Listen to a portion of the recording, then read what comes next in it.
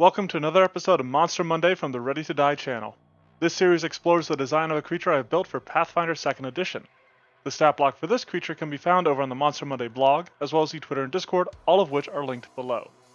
So, I gotta be honest, I'm not sure where this request came from, but I can't imagine that I had the idea to build the Revenant from Doom on my own. So if whoever requested it, you're welcome. These sinister skellies have their origin in Doom 2, where they are said to be the skeletons of demons, brought back from death and outfitted with rocket launcher and jetpack.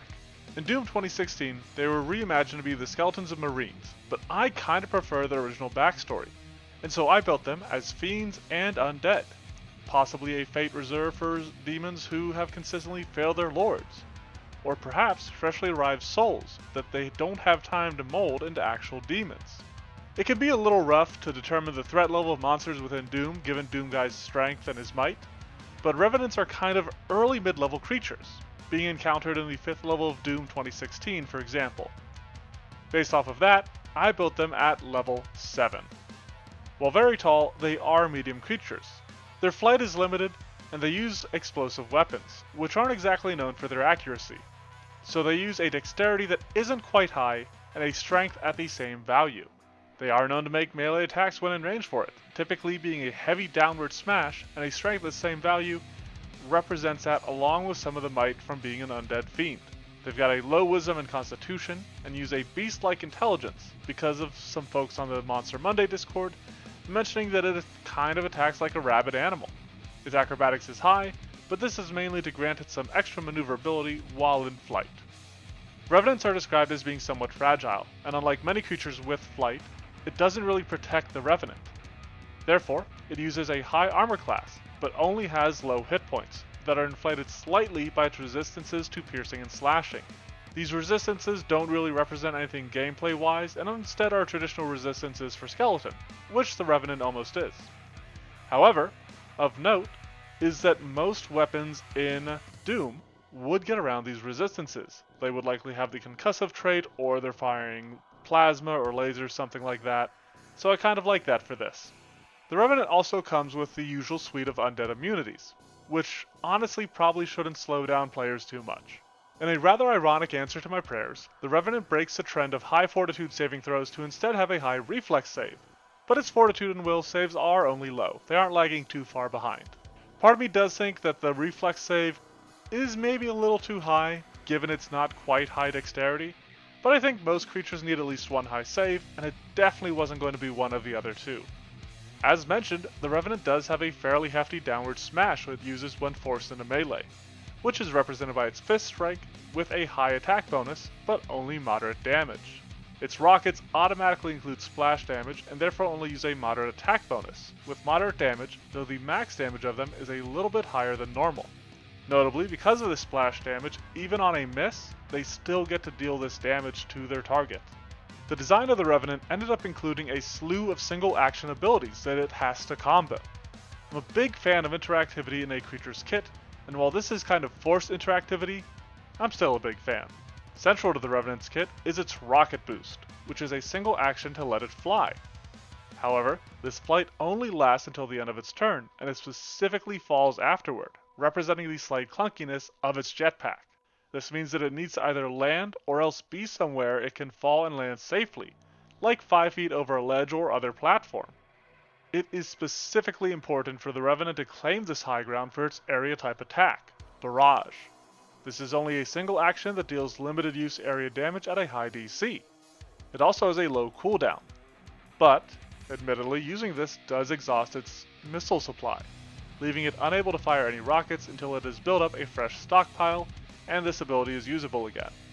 This effect is meant to be a slight reference to the fact that players can destroy its launchers in Doom, which wasn't something I wanted to incorporate as a mechanic for the Revenant, given the lack of Sunder type effects in PF2E.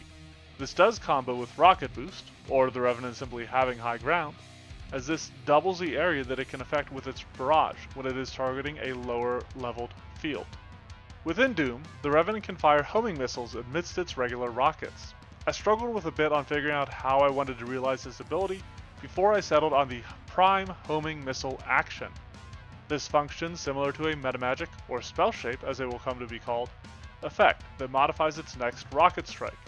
It functionally gives this attack the effects of True Strike to simulate the homing missile, and also allows the Revenant to double its splash damage on a crit, but then goes on a decent length cooldown. There's not much else to it, but I think I'm happy with it. You feel free to let me know what you think. Of course, the Revenant has a reaction in the form of Afterburner. When targeted by an attack, the Revenant can kick on its jetpack, granting a bonus to its AC as it accelerates its movements. If this causes the attack to miss, the Revenant can then reposition itself by flying 10 feet, which does admittedly have the possibility of provoking a reaction from certain PCs. But, in the case of there not being such a reaction, this instead possibly removes the Revenant from the present danger, or at least allows it to seek cover. Revenants are noted to be very fast, very quick moving, and while it is built with that 30-foot base speed and 60-foot fly speed, I wanted to represent that a little bit more through its Rev Engine's ability. Designed similarly to the inventor's Clockwork Celerity, this ability makes it quicken for one round, with the extra action limited to strides and rocket boosts. Furthermore, it can maintain its flight for longer periods of time, hovering until the start of its next turn. This still means that it needs to find somewhere safe to fall before the end of its turn, but in certain environments, this will likely help it get out of the range of the heroes, or at least make it a real struggle to get to it. This has a short cooldown, but much like the inventor mentioned earlier, this action is a little unstable. In addition to any falling it might do, the Revenant needs to make a 50% flat check at the start of its next turn after using this, and a failure means that it can't use its jetpack at all until this ability refreshes, somewhat akin to the missiles and its barrage ability. The Revenant has a suite of single action abilities that are primarily designed to work in concert, to become a greater sum than their parts. This reviled Revenant rises rapidly over rivals, raining rockets in a raucous riot to render rebels into rubble.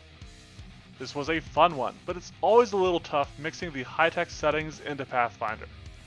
I'm sure it'll be much easier once Starfinder 2e has a proper release, but without robots really having a presence in Pathfinder 2e yet, it can be tough to gauge stuff. But these dudes would be terrifying in groups, raining hellfire missiles down from above, though using them in environments where they can take advantage of their limited flight will really bring out the strengths in their design.